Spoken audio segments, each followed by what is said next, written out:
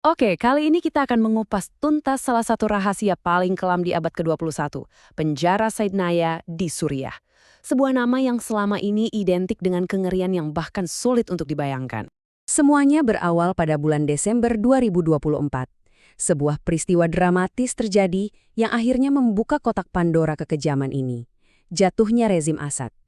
Nah, begitu rezimnya tumbang, gerbang sebuah fasilitas di utara Damaskus yang selama puluhan tahun dijaga sebagai rahasia negara paling utama, akhirnya jebol dan terbuka untuk dunia.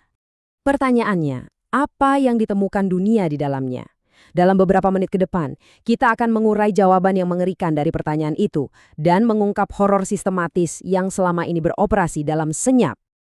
Oke, pertama-tama mari kita lihat apa yang langsung ditemukan dunia sesaat setelah penjara ini berhasil dibebaskan. Pemandangan pertamanya aja udah sangat-sangat mengejutkan.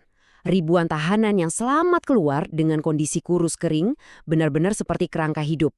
Muncul juga kisah-kisah yang sulit dipercaya, seperti seorang pria dari Jordania yang ternyata udah dipenjara di sana selama 38 tahun. Dan yang paling bikin merinding, tim White Helmets mulai menemukan bukti-bukti pembunuhan skala industri. Ini jadi petunjuk awal kalau tempat ini bukan sekedar penjara. Ya, ini bukan penjara biasa. Ini adalah sesuatu yang jauh lebih jahat, sesuatu yang sebenarnya sudah pernah diungkap dalam sebuah laporan penting bertahun-tahun sebelumnya. Jauh sebelum gerbangnya terbuka, tepatnya di tahun 2017, Amnesty International sudah memberikan julukan yang mengerikan untuk Saidnaya, sebuah rumah jagal manusia. Laporan itu memperkirakan ada sekitar 5.000 hingga 15.000 orang yang dieksekusi secara rahasia di Saidnaya. Dan ini cuma dalam periode 4 tahun pertama pemberontakan loh. Targetnya siapapun yang dianggap menentang pemerintah, mulai dari aktivis sampai warga sipil biasa. Jadi, gimana sih sebenarnya sistem teror ini bekerja dari hari ke hari di dalam sana? Kunci buat memahami semua kengerian ini ada di satu kata, dehumanisasi. Seluruh arsitektur dan aturan penjara ini dibangun di atas satu prinsip kejam itu, melucuti semua sifat kemanusiaan para tahanan.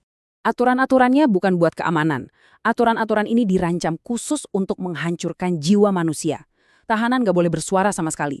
Mata mereka harus selalu ditutup kalau ada penjaga. Dan mereka sengaja dibiarkan kelaparan, dijejalkan di sel-sel yang gelap gulita. Tujuannya cuma satu, melenyapkan identitas mereka sebagai manusia. Dan disinilah letak perbedaannya yang paling mengerikan. Metode penyiksaan brutal yang dipakai itu bukan untuk mengumpulkan informasi intelijen, sama sekali bukan. Tujuannya murni teror negara untuk menghancurkan semangat dan kehendak para demonstran damai dan warga sipil yang berani melawan. Nah, teror psikologis tadi ternyata baru permulaan. Selanjutnya, kita akan lihat gimana kekejaman ini ditingkatkan skalanya menjadi sebuah proses pemusnahan yang mirip seperti pabrik. Rezim ini ternyata menciptakan semacam lini perakitan kematian yang sangat efisien. Prosesnya ada 3 langkah. Dari pengadilan palsu yang cuma 1-2 menit, lanjut ke eksekusi massal dengan cara digantung, sampai akhirnya semua bukti jasad dihilangkan secara permanen. Penemuan di dalam penjara setelah dibebaskan benar-benar mengkonfirmasi skala industrinya. Ditemukan mesin-mesin otomatis untuk menghancurkan tubuh dan bahkan tungku krematorium yang semuanya dirancang untuk menghilangkan jejak kejahatan mereka selamanya. Ini kan jadi pertanyaan besar ya. Kalau laporan tentang kekejaman ini sudah ada sejak lama, bagaimana mungkin hal ini bisa dibiarkan terjadi begitu lama? Jawabannya ada pada satu kata yang sangat berbahaya, impunitas. Artinya, mereka kebal hukum. Rezim Assad menikmati kebebasan ini dan merasa bisa melakukan apa saja tanpa akan ada konsekuensinya di panggung dunia. Jadi, meskipun bukti kejahatan terhadap kemanusiaan sudah menumpuk, setiap upaya untuk intervensi internasional selalu terhalang.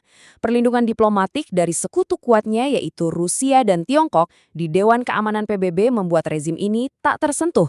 Hak asasi manusia akhirnya dikorbankan demi kepentingan geopolitik.